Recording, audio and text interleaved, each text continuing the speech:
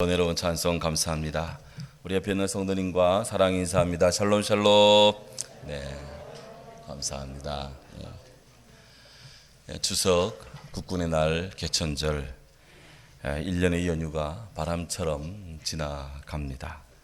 우리 삶의 비전과 사랑이 모아지고 또 펼쳐지는 우리들의 가정과 나라의 소중함이 다시 살갑게 다가오는 그런 한 주간이었습니다. 이제 이 연휴가 끝나고 또 각자의 삶의 현장으로 다들 이렇게 찾아들 것입니다. 사랑, 연민, 또 아쉬움, 그리움, 안타까움, 자랑, 자부심, 자긍심, 위안, 위로, 희망, 다시 만날 재회의 소망과 기대 등등 마음 깊은 사랑의 자리에 다 묶어둡니다. 우리 크리스찬은 하나님의 은혜 아래 예수 그리스도 안에서 믿음과 소망과 사랑의 띠로 그렇게 연결되어 있는 교회입니다. 무엇보다도 교회는 성령의 이 도우심을 힘입는 기도의 네트워크, 기도로 연결되어 있는 강력하고 결속되고 또 지탱하며 서로를 지지하는 그런 사랑의 공동체입니다. 기도하는 자에게 먼 곳은 없습니다. 바로 하나님을 사랑하는 자에게 낭망은 없습니다. 이 한 주간 사랑 안에서 지내신 모든 분들, 또 앞으로의 모든 인생에도 하나님이 사랑 안에서 힘껏 나래를 펼치고 달려가는 우리 사랑하는 모든 성도들 되기를 주의 이름으로 축원합니다. 어느 믿음이 좋은 또 권사님이 명절을 맞아서 손녀, 손자들로부터 선물을 하나 받았는데 앵무새를 선물을 받았어요. 아주 똑똑한 앵무새였습니다. 그래서 이 권사님은 믿음이 충만한 상태에서 똑똑한데 더 똑똑해지도록, 그냥 똑똑해지는 것이 아니라 주의 지식과 주의 총명을 듬뿍 주시라고 그렇게 축복 기도를 하면서 이 앵무새를 신앙 교육을 시키기 시작을 합니다. 주기도문을 그리고 사도신경을 이제 외우도록 그렇게 따라하라고 그렇게 쫙 교육을 시켰습니다. 어느 날 이 소식을 듣고 그 교회 담임 목사가 신방을 갔습니다. 그랬더니 권사님이 그 교회 담임 목사님에게 자랑을 해요. 목사님, 우리 앵무새는요 오른발을 잡아당기면 주기도문을 하고요, 왼발을 잡아당기면 사도신경을 외워요. 와! 그래서 아주 신기하게 여긴 이 목사님이 갑자기 근데 권사님 양발을 다 잡아당기면 어떻게 되죠? 했더니 이 앵무새가 탁 튀어나오면 하는 말이 넘어지지 이 바보야 그랬다는 거예요.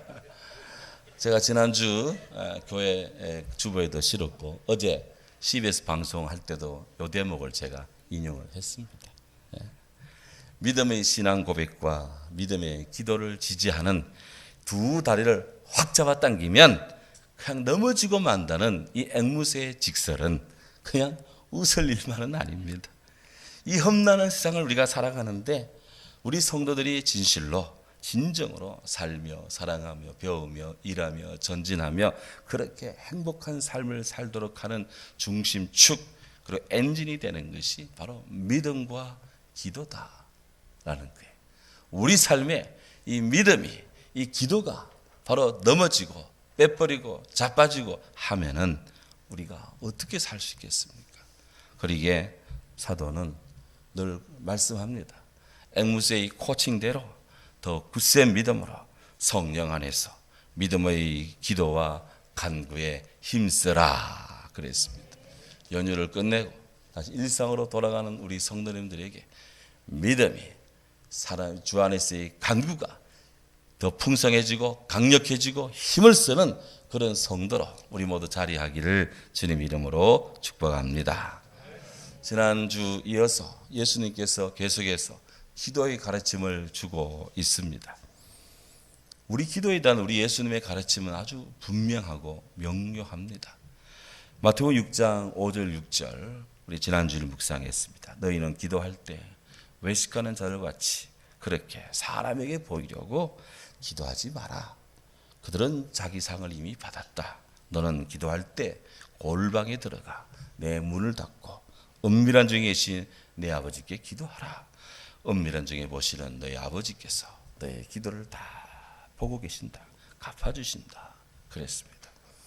예수님께서는 주의 제자들이 기도할 때 사람에게 보이려고 그렇게 하는 위선적인 기도 생활을 금했습니다.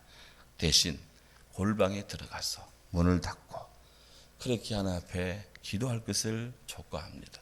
골방에 들어가 문을 닫는다는 것은 복잡하다는 세상의 여파에 이리저리 휘둘리지 않고 거기서 벗어나 바로 우리 주님과 깊은 영적 시간을 갖는 것입니다. 요즘같이 코로나19 때문에 사회적 거리, 안전 거리 하면서 거리 하는데 하나님과 우리 사이의 거리는 더 밀접해지고 그런 떨어진 공간의 외로움을 성령 안에서의 말씀 속에 바로 기도하면서 주위로부터 부으시는 주님의 함께하심의 은혜로 채워진다면 능히 이 험난한 파고도 주 안에서 이겨낼 줄로 믿습니다.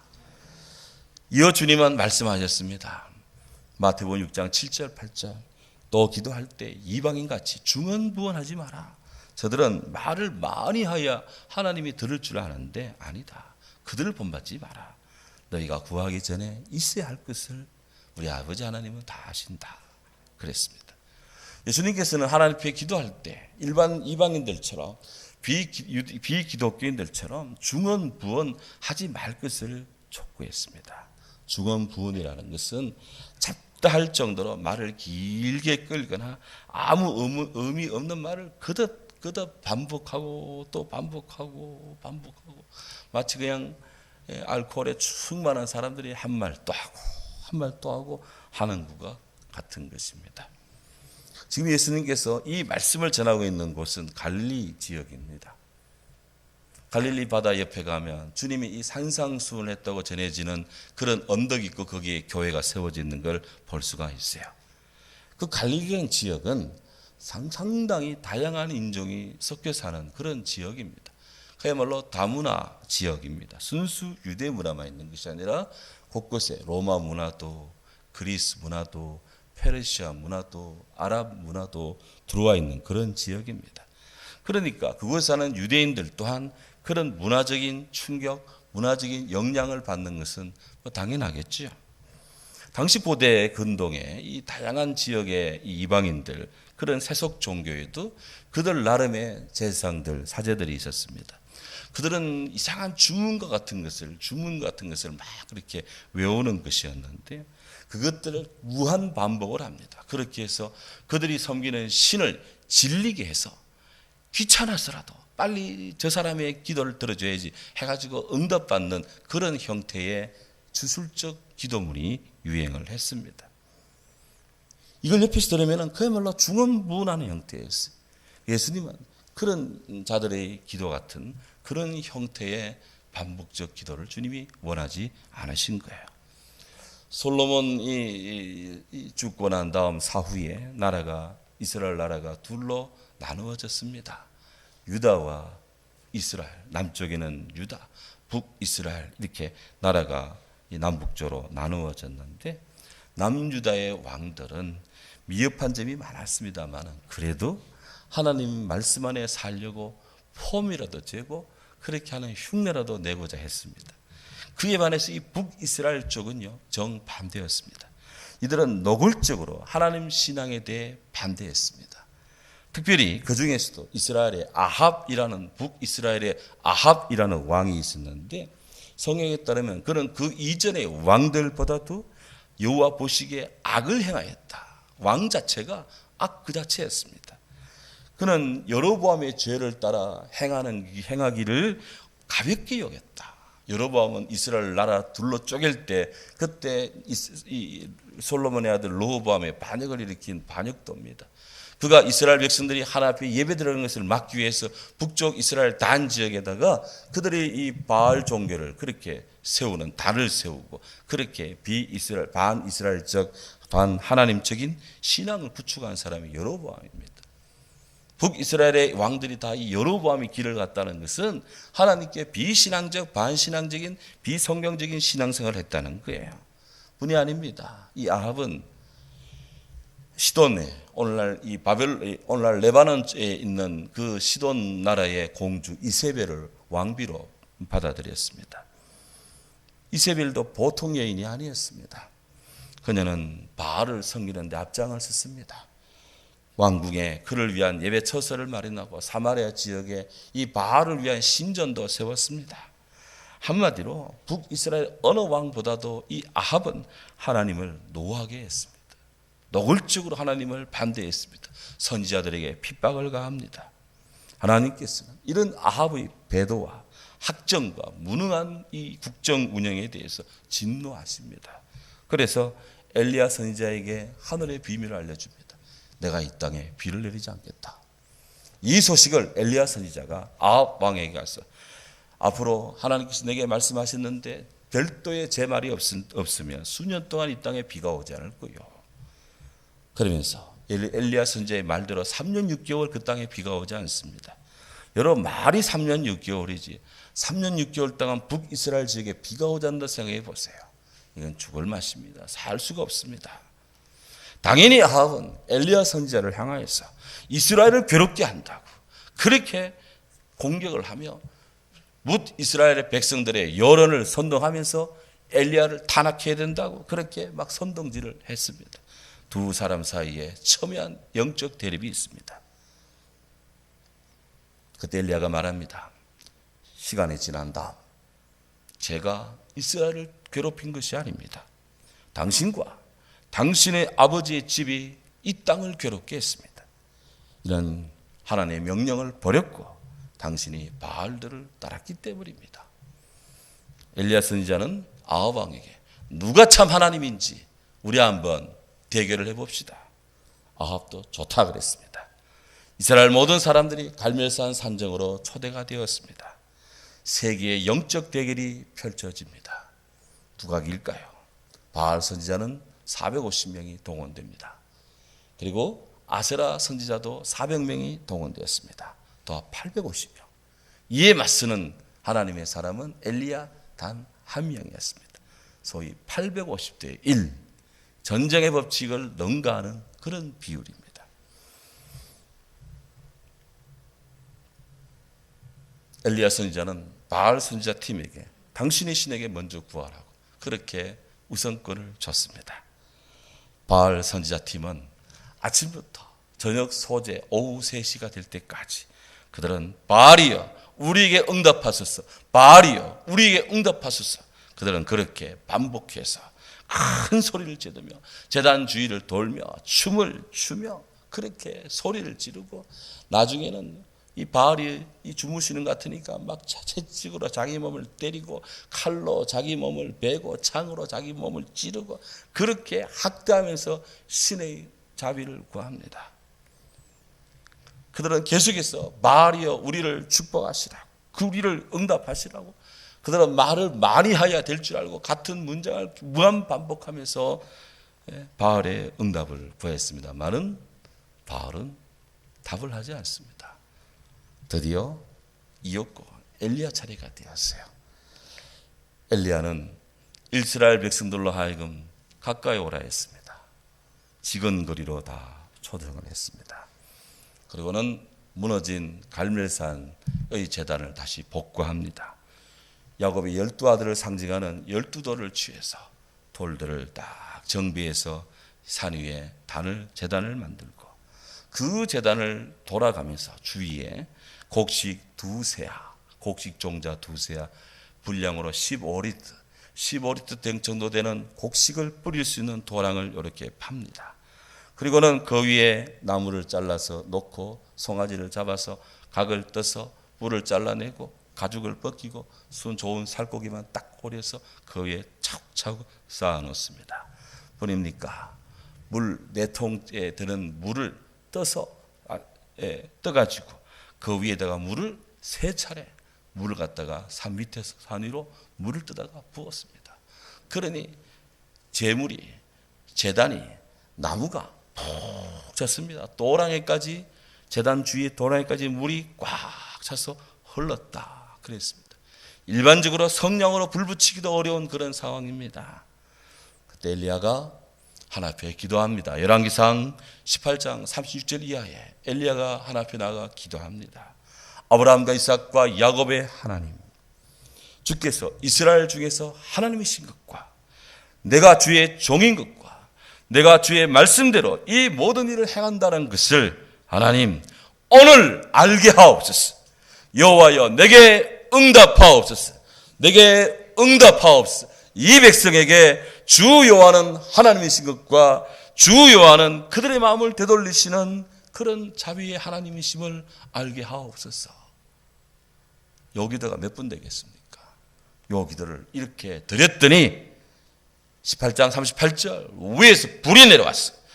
번제물을, 나무를, 흙을 태우고 도랑을 핥았더라 그랬습니다. 할렐루야. 모든 백성들이 이를 보고 땅에 엎드리면서 한결같이 말합니다. 그는 여호와로다. 그는 여호와로다. 여호와 그는 하나님이시로다. 누가 참 하나님이신지 갈멜산 그 산정에서 그렇게 판별이 났습니다.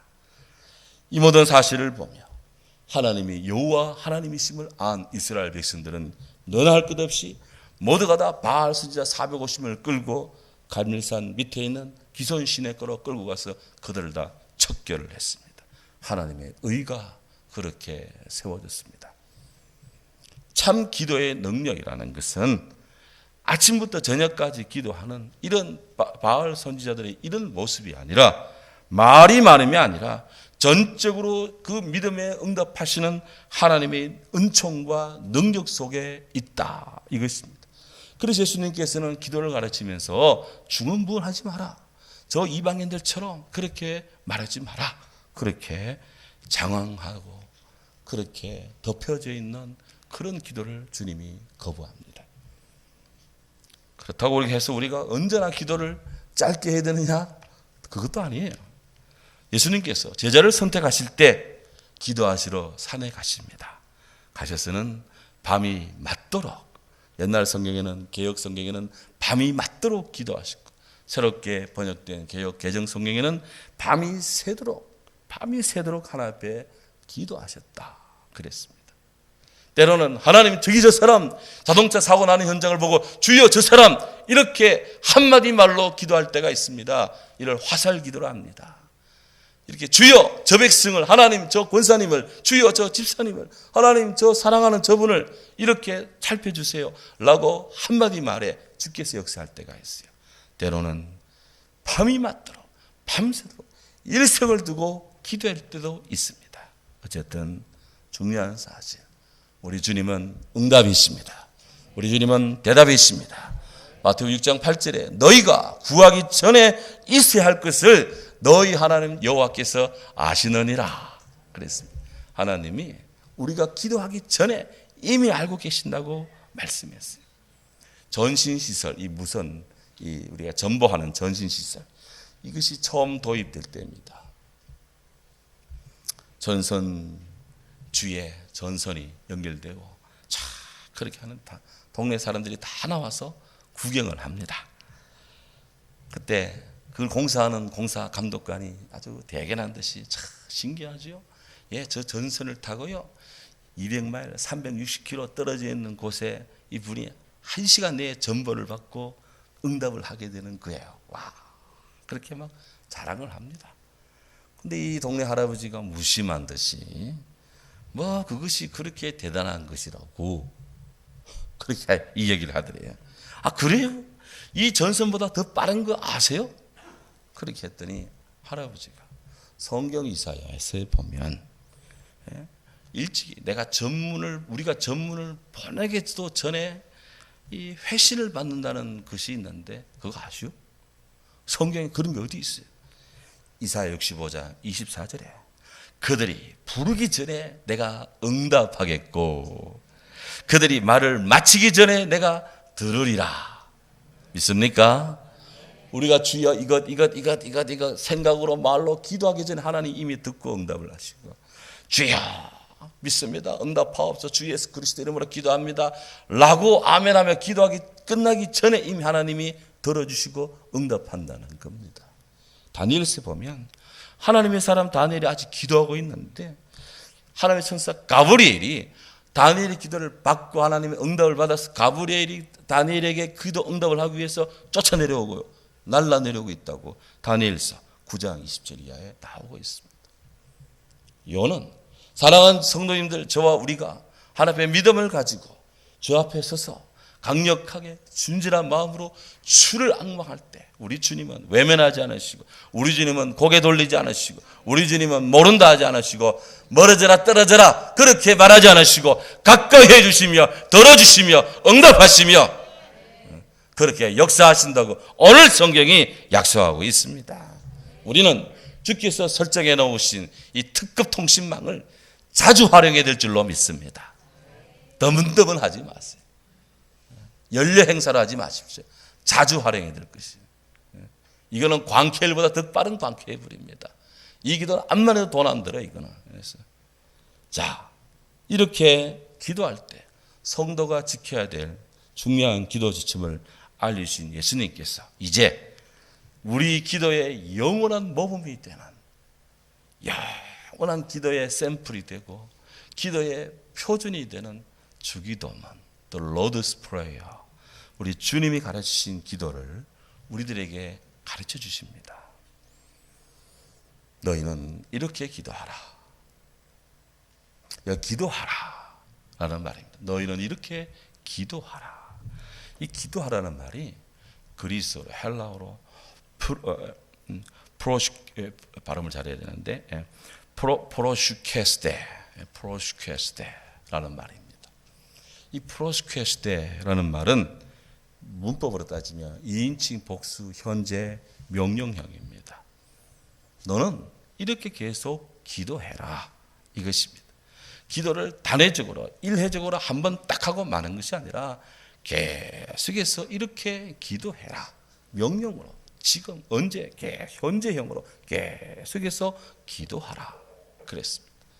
기도는 주님이 가르치신 이런 기도를 포함해서 하나님 앞에 드리는 이 기도는 크든 작든 많든 적든 관계없이, 특별하든 일반적이든 관계없이, 이거는 계속해서 우리가 현재 우리 삶의 현재에 계속 기도해야 되는 주의 명령인 것입니다. 누구한테 기도합니까? 주님의 기도의 첫 소절, 하늘에 계신 우리 아버지, 이거예요. 하늘에 계신 우리 아버지. 파테르 헤몬도 호엔 토이스 우라노스, 하늘에 계신 우리 아버지, Our Father in Heaven. 바울이 에베소 교회에 편지를 보내면서 에베소 교회를 위해 기도를 하는데 그 기도문이 에베소서 3장 14절 이하에 적혀 있어요. 내가 하늘과 땅에 이름을 주신 아버지께 앞에 무릎을 꿇고 비노니, 하늘과 땅에 이름을 주신 아버지 앞에. 바울의 기도에도 하늘이 나옵니다. 예수님의 기도 모범에도 하늘에 계신 우리 아버지, 하늘입니다. 자, 땅에 계신 아버지가 아니에요. 하늘에 계신 아버지. 여러분 인생에 기도가 필요할 때 우리의 시선은 물론 기도한다고 우리가 무릎 꿇고 마음을 모아서 의자 앉아서 땅을 보지만 마음은 하늘에 두어야 돼요. 도산한처 스님이 발은 땅에 두고 마음은 하늘에 두라 그랬습니다. 오늘 이 시대의 사람들에게 하늘이 없어졌어요. 이 시대의 젊은이들, 청년들에게 하늘이 없어졌어요. 하늘을 이야기하지 못합니다. 이런 기상천국 이런 걸 이야기하는 것이 아니라 꿈이라든지 비전, 어떤 목표, 목적, 거룩한 이 사명, 이런 이야기들이 방송에, 뉴스에, 인터뷰에 좀 들리면 좋겠는데 전혀 들을 수가 없습니다. 하늘이 없는 시대다. 주여, 우리가 다시 하늘을 주옵소서. 하늘에 계신 우리 아버지, 이 하늘이 있다, 하늘에 계신다는 말은 하나님이 하늘이라는 특정한 영역에 갇혀 있는 그 영역에만 있는 것이라는 그런 뜻이 아닙니다. 하늘에 계신 이 말은 땅에 있는 모든 피조물, 땅에 있는 모든 것들, 땅에 있는 모든 체계, 땅의 시간, 땅의 공간, 땅의 영역을 초월하시는 우리 하나님을 강조한 표현입니다. 땅을 넘어서는 하늘의 하나님, 그 하나님 앞에 초월의 하나님을 이야기하고 있어요. 어거스틴의 고백록에 보면 1권에 하나님에 대한 이런 고백을 합니다. 제가 묻사온데 나의 하나님 당신은 누구십니까?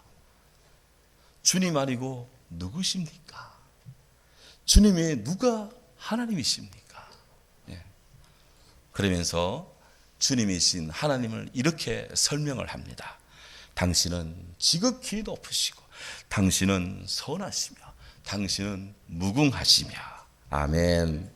지극히 자비로우시며 지극히 의로우시고 지극히 은밀히 계시면서도 지극히 가까이 현존하시고 지극히 아름다우면서도 지극히 강하시며 항상 계시되 어디 의존해 계시지 않으시고 우리 하나님이 그렇단 말이에요.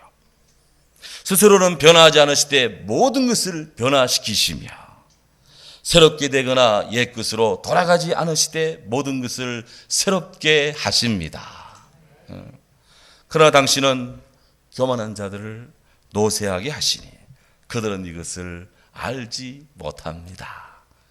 당신은 항상 일하시되 안식하시고 항상 거두시되 부족함이 없으시고 항상 받들어 주시고 채워주시고 보호해 주십니다.